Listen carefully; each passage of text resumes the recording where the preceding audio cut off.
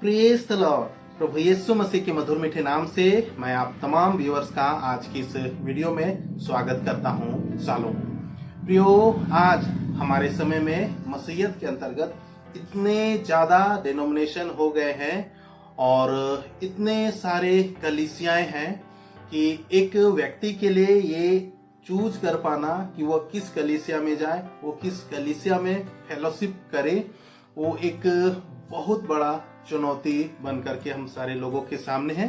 खास करके ऐसे भाई बहनों के लिए जो मसीहियत के अंतर्गत अभी नए हैं, वो अभी कुछ समय हुए, कुछ महीने हुए कि वो फेलोशिप को शुरू किए हैं और वो अभी कुछ दिन हुए कि उनका झुकाव बाइबिल की ओर, परमेश्वर के वचन की ओर, यीशु मसीह की ओर हुआ है। तो ऐसे नए लोगों के लिए ये चुनौती एक बहुत बड़ा इशू बन जाता है कि वो आखिर पर किस चर्च में फेलोशिप करे, किस डेनोमिनेशन में अपने आप को वो रखे और कहां पर वो रेगुलर फेलोशिप करे।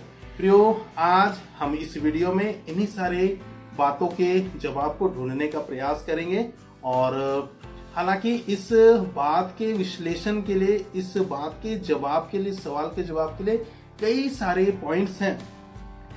पॉइंट्स हैं जिनके ऊपर बात की जा सकती है, लेकिन मैं आज सिर्फ 3 पॉइंट्स के ऊपर बात करूंगा और मैं सिर्फ 3 पॉइंट्स के ऊपर चर्चा करूंगा, डिस्कस करूंगा। 3 ही पॉइंट को मैं कवर करूंगा जिससे एक नया व्यक्ति अपने जीवन में वो इंसाइट को पालेगा और एक सही स्टैंडिंग पोजीशन में वो अपने आप को रखेगा, सही ट्रैक पर अपने आप को रखेगा। तो प्रियो, आइए आज के इस दिन में इस वीडियो को हम शुरू करते हैं। मसीमती प्रियो, सबसे पहली और महत्वपूर्ण बात एक नए जन को ये ध्यान रखनी है कि वो जिस भी कलीसिया में जाता हो या जिस भी कलीसिया में हमारी जो बहनें हैं वो जाती हो, सबसे पहले ध्यान देने वाली वो बात ये है कि आप इस बात का ध्यान रखेंगे कि उस कलीसिया में जहां आप पहुंचे हैं वहां किसी प्रकार की कोई ऐसी मूर्तियां ना पाई जाए, ना तो चर्च बिल्डिंग के बाहर और ना चर्च बिल्डिंग के अंदर।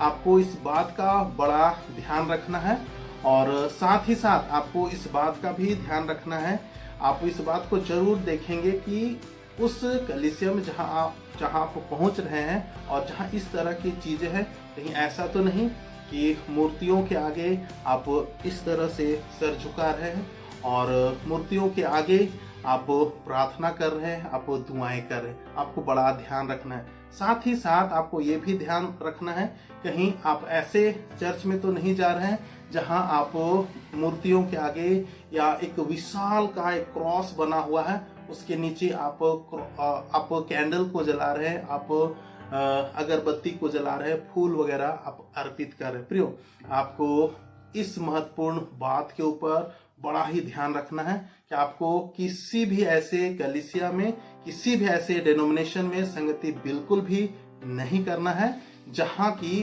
बाहर कोई प्रतिमा हो या चर्च बिल्डिंग के अंदर कोई प्रतिमा हो, किसी प्रकार की प्रतिमा हो, जहां ऐसे स्थान बनाए गए हो, कोई मूर्ति हो जहां बड़ा विशाल क्रॉस बना हो, जहां पर हम कैंडल जलाएं, अगरबत्ती जलाएं, नारियल फोड़े या तो फूल वगैरह चढ़ाएं।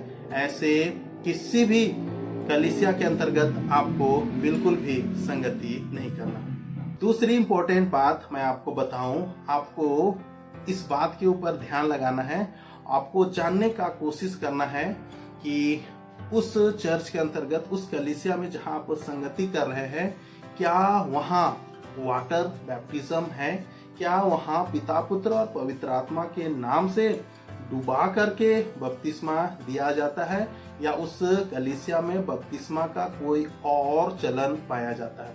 प्रियो, जिस कलीसिया में वाटर बैप्टिज्म ना हो, जिस कलीसिया में पिता, पुत्र, पवित्र आत्मा के नाम से बपतिस्मा देने का ये जल संस्करण का ये विधि जो ना हो, तो आप ध्यान दीजिएगा, आपको ऐसे किसी भी डेनोमिनेशन के, किसी भी चर्च के अंतर्गत अपना फेलोशिप को नहीं रखना है और ना ही वहां के मेंबर के रूप में आपको बने रहना है।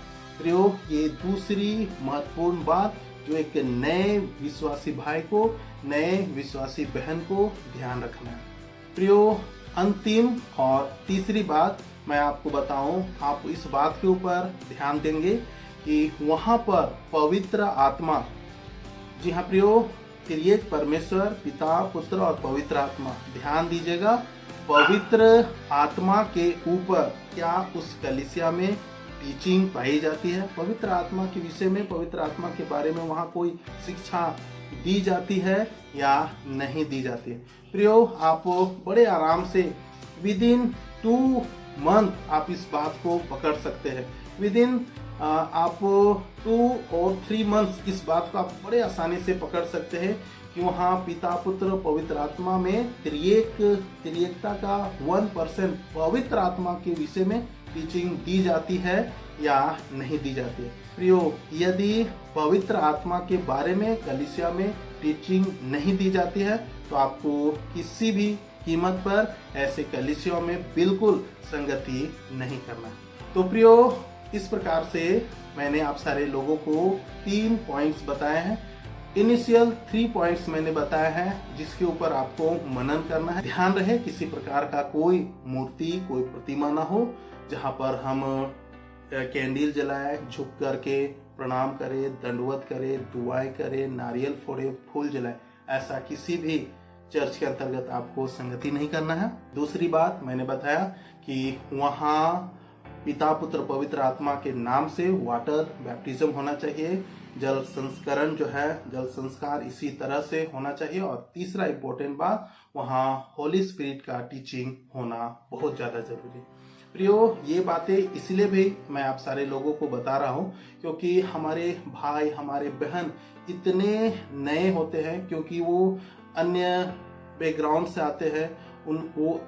उनका कोई भी मसीही बैकग्राउंड बिल्कुल भी नहीं होता है और ना ही उनको गाइड करने वाला होता है। और ऐसे में यदि वो अनजाने में किसी ऐसे कलीसिया में संगति करना शुरू कर जाते हैं और जैसे जैसे टाइम पीरियड, जैसे जैसे समय गुजरता जाता है, फिर वहाँ उस व्यक्ति का एक अटैचमेंट हो जाता है वहाँ के लोगों के साथ और वहाँ के सेवक अगुओं के साथ, और ऐसे में एक मनोवैज्ञानिक दबाव उस व्यक्ति के जीवन में काम करने लगता है। और इनिशियल लेवल पर यदि इन 3 चीजों को वो व्यक्ति ना जाने तो वो अनजाने में ही वहाँ फंस करके रह जाता है और अनजाने में वो बहुत आगे निकल जाता है और आगे चल करके अपने आत्मिक जीवन को वो खुद से ही डिस्ट्रॉय कर लेता है, खुद से अपने आत्मिक जीवन को खराब कर लेता है। वो मसीह तो कहलाता है सिर्फ नाम का, लेकिन वास्तविक रूप से वो कभी भी मसीही नहीं बन पाता है, कभी भी नहीं बन पाता है। प्रियो, आप जो मसीह में नए आ रहे हैं, आपको इस बात का ध्यान रखना है कि कोई आपके साथ कोई चोरी चलाकी बिल्कुल भी ना करने पाए, कोई आपको भरमाने ना पाए, कोई आपको गलत चीज़ों के अंतर्गत फंसा करके ना रखने पाए। आप कभी भी ना भरमाया जाए, ना फुसलाया जाए। आपको इन 3 बातों के ऊपर ध्यान देना है और तटस्थ होकर के विचार करना है। जहाँ पर ये 3 चीजें एग्जिस्ट करती है वहाँ आपको आगे बढ़ना है, फेलोशिप में आगे बढ़ना है, चर्च में, डिनोमिनेशन में आगे बढ़ना है।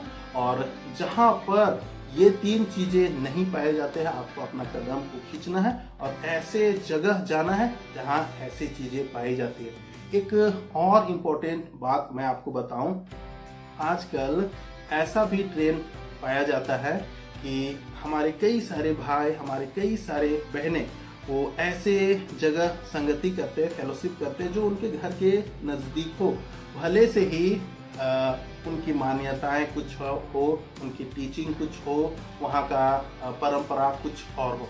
प्रियो, आपको बड़ा ध्यान देना है। भले से ही आपको राइट चर्च जाने के लिए, राइट डिनोमिनेशन के फेलोशिप के लिए आपको दूर जाना क्यों ना पड़े, आप प्रियो आप दूर जाएं। बिल्कुल नज़दीक के चक्कर में आप किसी ऐसे फेलोशिप में ना पड़ जाए जो आपके आत्मिक जीवन को पूरी तरह आगे चलकर डिस्ट्रॉय कर दे। आपको यदि ट्रेवल करना पड़े आप ट्रेवल कर लीजिए प्रियो।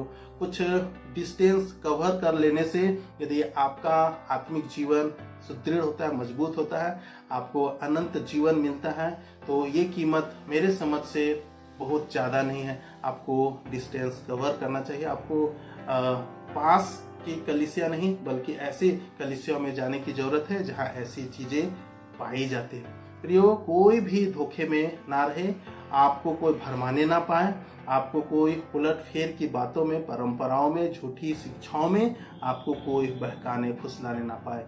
जो 3 चीजें मैंने बताया उसे आप याद रखिएगा, उसे आप चेक कीजिएगा। और मैं ऐसा विश्वास करता हूँ कि आप यदि अभी तक राइट चर्च को नहीं ढूंढ पाए हैं, आपने अभी तक यदि फाइंड नहीं किया है, परमेश्वर आपकी सहायता करे। मेरी ये दुआ होगी, जो आप राइट चर्च में नहीं पहुंच पा रहे, मेरी दुआ होगी कि आप तमाम नए भाई बहन जो इस वीडियो को देख रहे हैं, आप राइट चर्च तक, राइट डिनोमिनेशन के फेलोशिप तक आप पहुंचने पाए। परमेश्वर आपके साथ है, परमेश्वर आपकी सहायता करेगा, आपकी मदद करेगा। आप 3 पॉइंट्स के ऊपर अपना ध्यान को लगाएं। परमेश्वर आपके साथ है। परमेश्वर आप सारे लोगों को अपने बड़े अनुग्रह से हमेशा संभाले। आप सारे लोगों को जय मसीह।